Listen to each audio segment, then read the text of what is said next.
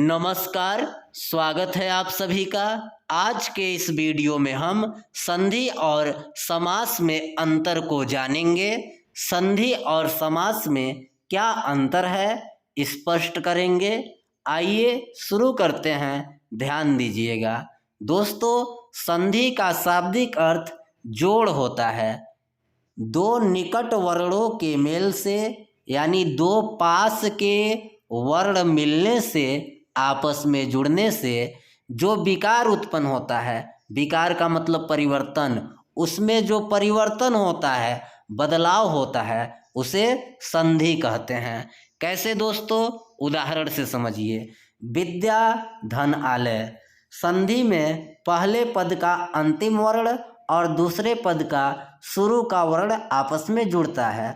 तो विद्या पद का अंतिम वर्ण आ है। वर्ण का मतलब अक्षर, विद्या में अंतिम अक्षर आ और आलय में शुरू का अक्षर आ है। तो आ और आ वर्ण के मिलने से इनमें विकार हुआ, परिवर्तन हुआ, तो हो गया आ। तो यहाँ लिखा गया विद्यालय। तो यही दोस्तों संधि होता है। कवि धन इंद्र। कवि का अंतिम वर्ण ई और इंद्र का शुरू का वर्ण ई और ई के मिलने से दीर्घ ई यानी बड़ी ई हो गया, इनमें परिवर्तन हो गया, तो लिखा गया कविंद्र। यही क्या कहलाएगा? संधि। महाधन उत्सव। महा का अंतिम वर्ण आ और उत्सव का शुरू का वर्ण उ, आ और उ के मिलने से, आपस में जुड़ने से ओ हो गया, तो महोत्सव लिखा गया।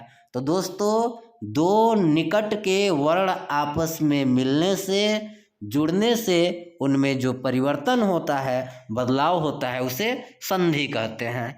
संधि तीन प्रकार के होते हैं: स्वर संधि, व्यंजन संधि, विसर्ग संधि। याद रखिएगा। अब हम समास जानते हैं। समास का शाब्दिक अर्थ संक्षिप्तीकरण होता है। संक्षिप्तीकरण का मतलब छोटा करना, कम करना। कैसे? देखिए, दो या अधिक शब्दों के योग से संक्षिप्त पद बनाने की प्रक्रिया को समास कहते हैं।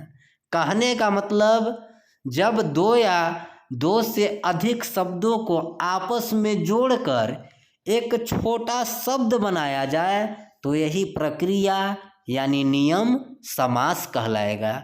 जैसे आप देखिए, नीला है जो गाय। यहाँ दो से अधिक पद हैं। पद का मतलब शब्द होता है, और इनको मिलाकर एक छोटा सा पद बना लिया गया, नील गाय। तो यही बनाने का नियम क्या कहलाएगा? समास कहलाएगा। और जो नया पद बनेगा समास से, इसको समासिक पद कहेंगे। नील गाय आपका समासिक पद हो गया। भय से आकुल। यहाँ भी देखिए, दो से अधिक पद हैं और इनको आपस में मिलाकर एक छोटा सा पद भयाकुल बना लिया गया। तो यही बनाने की जो प्रक्रिया है, नियम है, इसे हम समास कहेंगे। भयाकुल आपका समस्त पद हो गया।